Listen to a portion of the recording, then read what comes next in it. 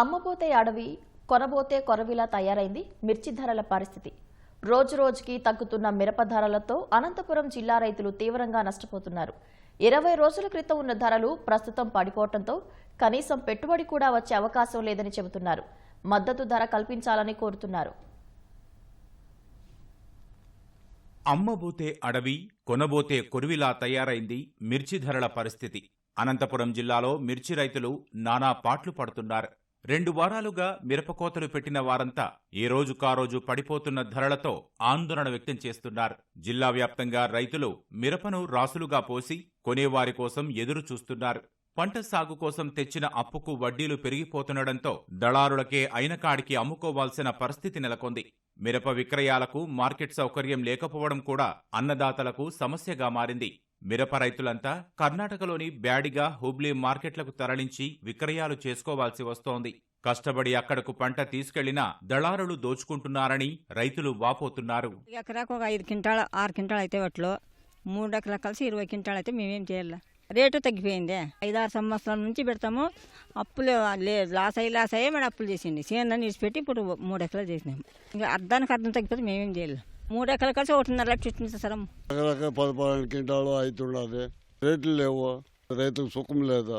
కొంతమంది ఆత్మ చేసుకునే ఉన్నారు. నియమందు తాగి రేట్లు లేక 70,000 నియమంది ఎకరాకి, వాళ్ళకి ఎకరాకి 30,000 గుత్తా ఏడు గిట్టుబాటు ధర లేదు. నియమంది ఇచ్చినాడు అంత రేటు మీద మాట్లాడుకొని చేస్తున్నారు.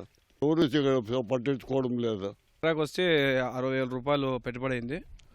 మిరపది ఒక 6 క్వింటాలు 7 క్వింటాలతో వస్తుంది ఎకరాను. పంట లేదు, రేటు లేదంటున్నారు. రైతు మార్కెట్ ధర లేక చాలా ఇబ్బందులు పడుతున్నాము. రేటు మార్కెట్ కలిపేయాలని కోరుతున్నాము. ఎక్కడ చూసినా అదే దళారులు అయిపోయినారు.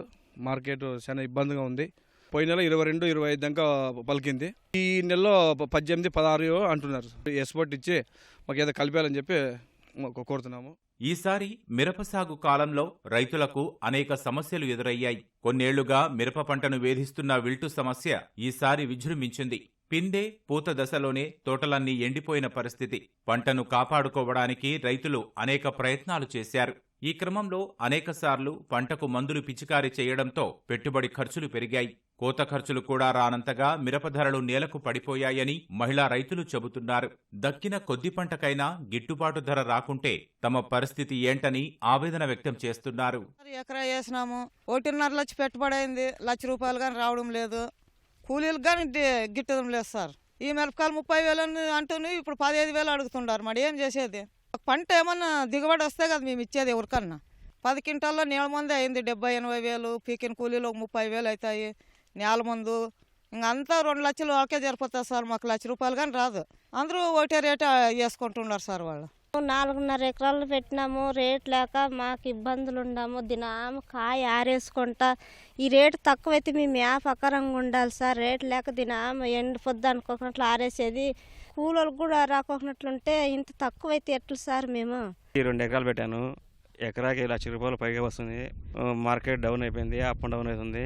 ఇవి అమ్ముకోవాలంటే ఎక్కడ బయటికి పోవాలా. ఎకరాకి 1,00,000-1,50,000 దాకా పెట్టుబడి వస్తుంది. పోయిన నెల 25,000 దాకా ఉన్నది.